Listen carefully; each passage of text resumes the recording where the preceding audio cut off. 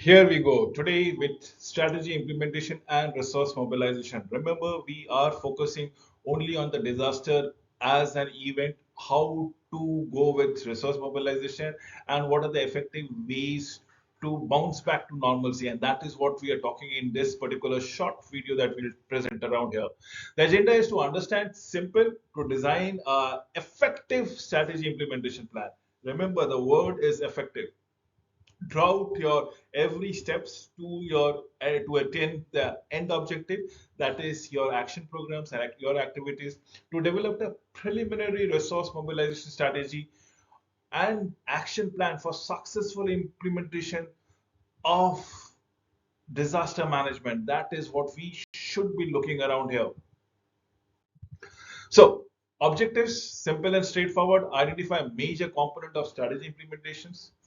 Identify resource mobilizations, define what is resource mobilization, what we are trying to do with. Are we trying to attain only medicines? Are we trying to accumulate only food? Are we trying to accumulate only water? Are we trying to accumulate only funds through which we can incorporate wherever the resources are required? Whatever the resources are required needs to be deployed. So define resource mobilization, identify tools and existing resource for effective mobilization, provide practical steps for mobilizing resources thereby. What are we looking into it? Remember, this is an ideal situation. Whatever the demand is and whatever the mobilization is all about it. If there's a perfect combination, it's a perfect match. But essentially, does it happen? No. Normally, this is what exactly happens. We have a demand and we have a mobilization, of which a part of it gets mashed up and the rest part becomes more or less either unattended or probably you have to do it from your own. So matching outputs and outcomes are two different aspects of resource mobilization. Need to understand this. And an ideal situation, whatever is the need, we try to fulfill the need. But in real life situation, whatever the needs are, we can only fulfill to a certain extent of the needs. After the strategists determine the right product or services output, a strategy implementation plan needs to be designed. This plan needs to be formulated. It not only formulated should be delivered. Hence, the right output means the right product, service, possesses right quality, carry out at the right cost and arrive at the right time. It is a time of disaster where we might have medicine, but if it doesn't reaches the victim might lose the life. Now, that is pure wastage of the medicine or the equipment that is there at your disposal if you're not able to utilize it, if you're not able to administer it. That is what we need to understand at the right quality, at the right cost, at the right time. It is the opportunity it's a convergence of everything happening at the right moment. That is what becomes much more important. So implementation is nothing but what actions are needed, how resources will be divided, allocated, prioritized. That is what we are talking about. It is not surprising that many organizations, the strategies are developed. Yes, but probably they fails to get implemented. The dusty binder phenomena can happen due to many reasons. Some are lack of the top management commitment. The disaster committee might not be in a full force. Strategy developed by the planning department itself might be faulty altogether. This needs to be understood time and again. The mismatch with the culture, yes, probably yes, this is how it goes around it. There are certain region in the world probably where the female genders are looked upon, down upon it.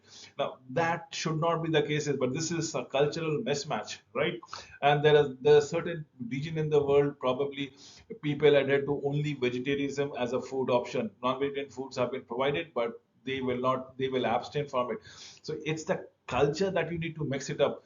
You mobilize something which becomes redundant during the implementation part, execution part. Lack of resources for strategic planning, lack of ongoing appropriate communication, organizational structures unsuitable for strategic planning thereby. What are we looking into it? The strategy implementation, reorganization plans, functional business plan, strategy, communication and training plans. This is very important. The final budget plan, the annual sales marketing plan, as the case might be. How do you go across with it? What needs to be done? Where it is going to happen? These are things that needs to be taken into consideration. Major components of strategy implementation. What are we looking into it? Probably when we are talking about rehabilitation post disaster, we're talking about factory construction. Products might be new products. Functional strategies are the marketing thing. Similarly, for project, let's say a branch selection, the product to service would be the branch extension, product extension, service extension.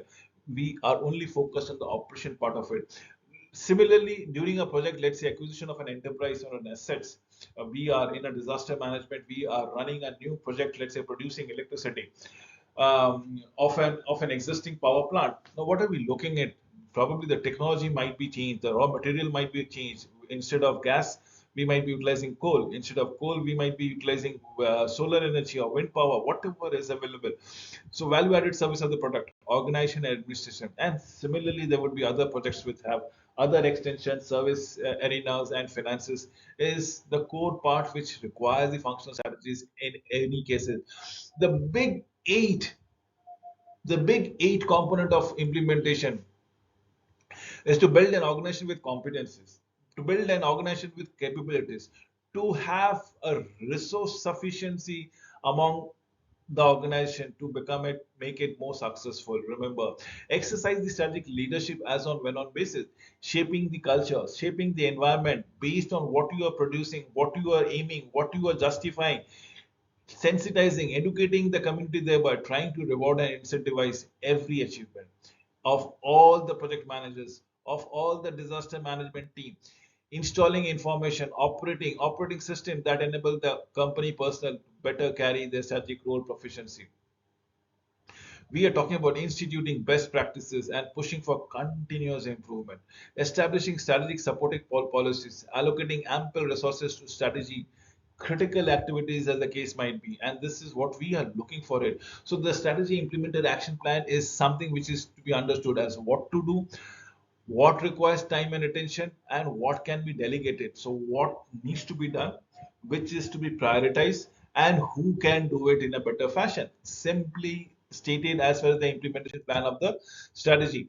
Now we talk about the implementation. This is the heart of the execution. If we have every resources, if we have all the action plan, but we fail to implement, if we fail to execute, this is all wastage. The more resource mobilization is wasted, the plan of action is wasted, everything is wasted. The people, the process, the strategy process, and the operating process is the crux of strategic implementation. Resource mobilization, the continuous process of identifying and using a wide range of resources to address the identified problem. Is it the medicine that is been in demand? Is it the water that is in demand? Is electricity still to be connected? You need to understand it involves action oriented resources, gathering that provides means to take action to a larger problems. It requires concrete strategies for achieving the outcome, desired outcome. It reflects, coordinates, cooperates effort of the government, non-government entities to provide systematic, sustainable changes which revitalize the community or institution thereof. Now, resource mobilization is necessary when where the government ministries cannot act all by itself, where it becomes very difficult for any particular body, institutions, department to enact and execute everything all by themselves without the help or aid of any other department.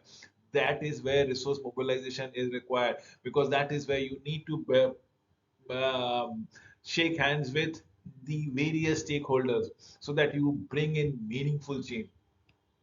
You need to establish a linkage, empower the community, empower the institution to become a proactive instead of being reactive. Community buy-in is necessary for successful program. Strength rehabilitation efforts serves to reduce overcrowding in the prisons. That is most important. This is resource mobilization. So who benefits, or how does the benefit happens? Government agencies benefit, definitely yes. The government benefits if its citizens are well looked after. The government benefits if the economy springs back to normalcy. The community at large benefit, greater cost benefit to the public purse. Strengthening community awareness and supports for the program provides the judiciary with an increased level of comfort with the sentencing of alternatives, create mechanism for sustainability of the community service order program, deliver tangible community benefits, enhance public safety as the case might be. This is what we are looking for it. Yes, the barriers. The barriers are in our head.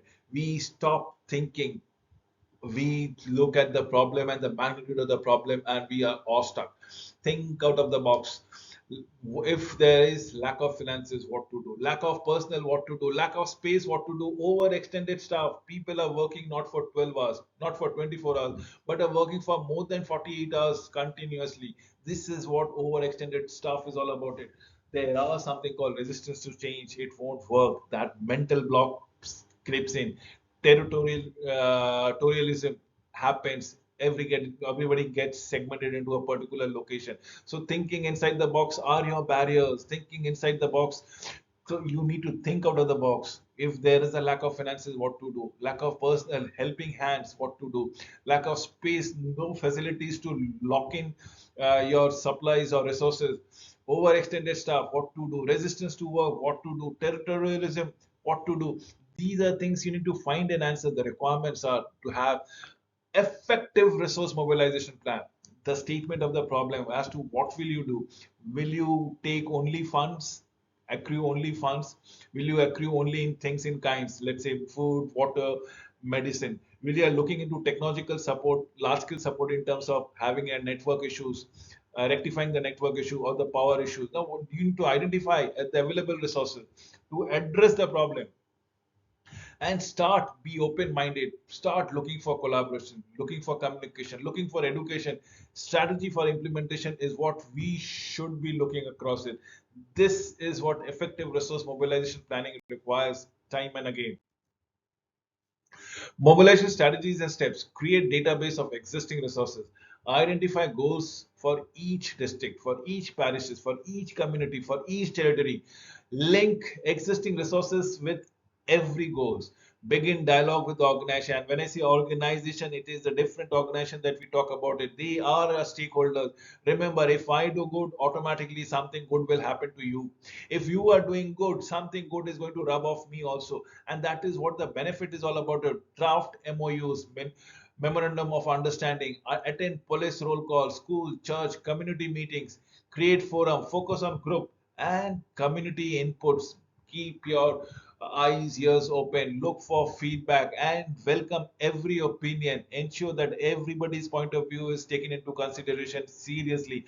This will only involve transparency and probably their cooperation in elevating the disasters. Solidify memorandum of understanding between different participating parties. Define the roles, define the responsibilities of every participating parties. Benefits of MOU is establishing a shared vision as far as your resources, your core expectation. Identify measurable outcomes, invoke discussions, identification of problems or issues to work with, to begin work. Ensure the line staff, program director, ministries, agencies, leadership supports you. Remember, the mere fact that everybody is participating in the decision making means they are also into the execution mode altogether. That is a definite concrete expectation of it being successful, the endeavor being successful. With this, I come to an end of this presentation. Thank you for watching this video till the very end.